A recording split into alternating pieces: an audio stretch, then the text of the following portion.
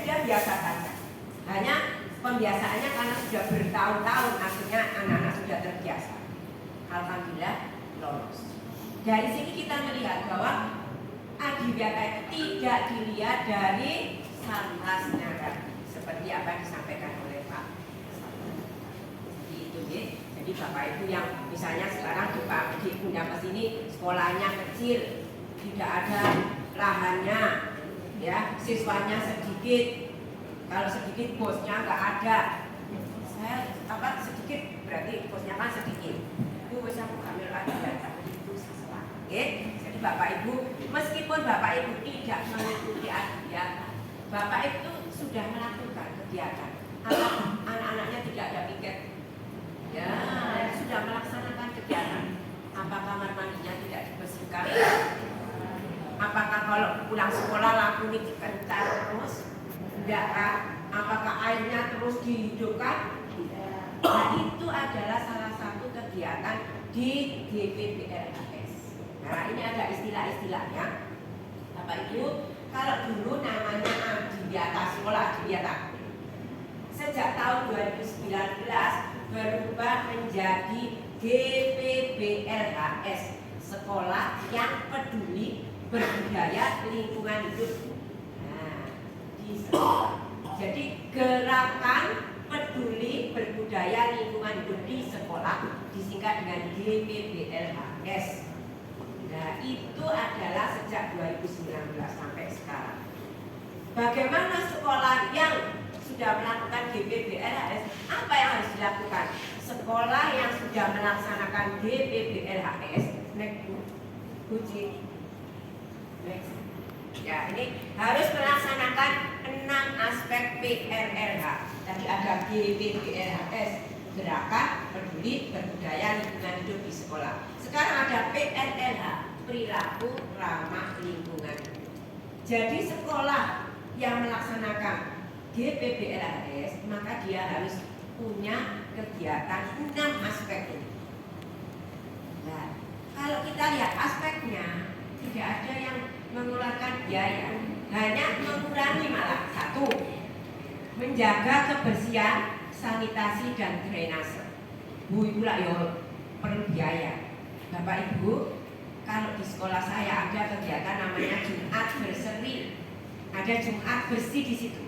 Nah, pada saat Jumat bersih anak-anak membersihkan kelasnya, ruangannya, tiap kelas diambil perwakilan untuk ada yang membersihkan ruang kepala sekolah, ruang guru, perpustakaan dan sebagainya ada.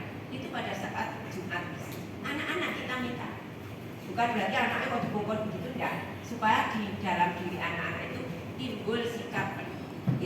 Dan yang kedua, mengolah sampah.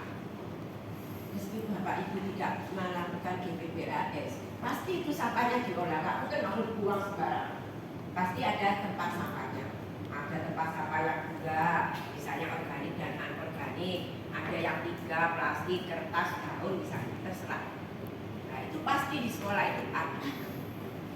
Yang ketiga, perawatan dan penanaman pohon.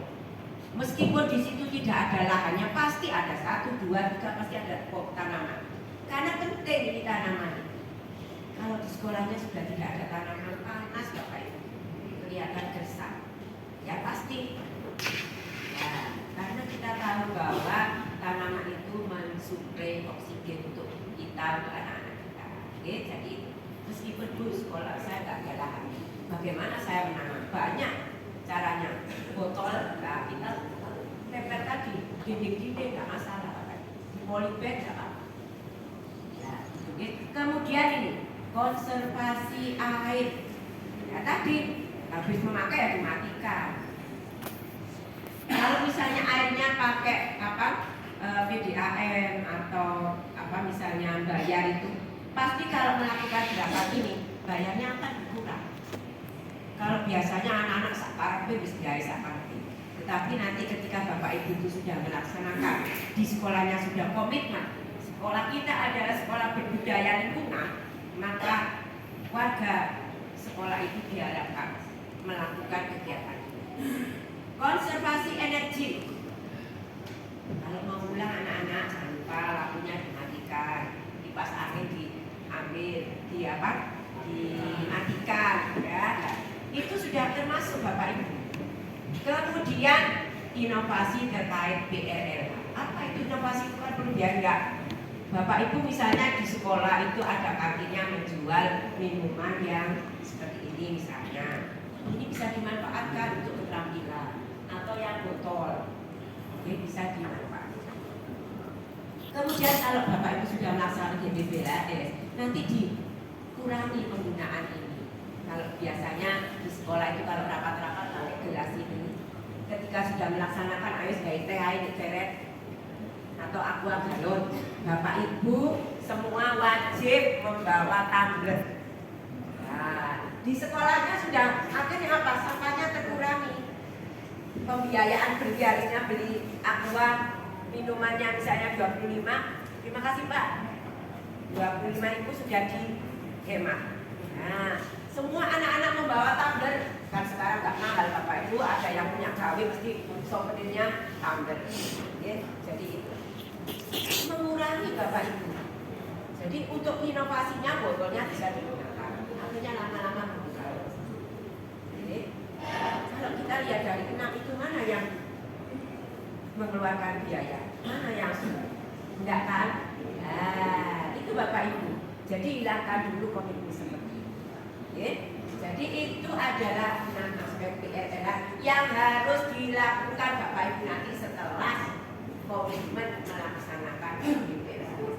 Ada yang nyentuh misalnya, aku situ siap, aku situ ngomong enggak. Marilah kita bersama-sama Bapak Ibu setelah melihat tayangan tadi, ayo bersama-sama kita bersama-sama melaksanakan GBBLHS. Apa sih manfaatnya ikut ini? Satu, ya, sekolah Bapak Ibu menjadi bersih, rindang. Kan ada sekarang pas lagi menggerakkan sekolah ramah anak. Salah satu indikatornya sekolah ramah anak itu ya ini, sekolah adiwiyata. Dokumennya sekolah adiwiyata untuk ramah anak langsung pas. Ketika Bapak Ibu nanti akreditasi penilaian dokumen adiwiyata, dokumen GBBLHS kasihkan juga. Semuanya lengkap. Jadi semuanya lengkap. Terus apa itu adiwiyata? Penghargaannya. Ketika Bapak Ibu sudah berhasil melaksanakan GBBLHS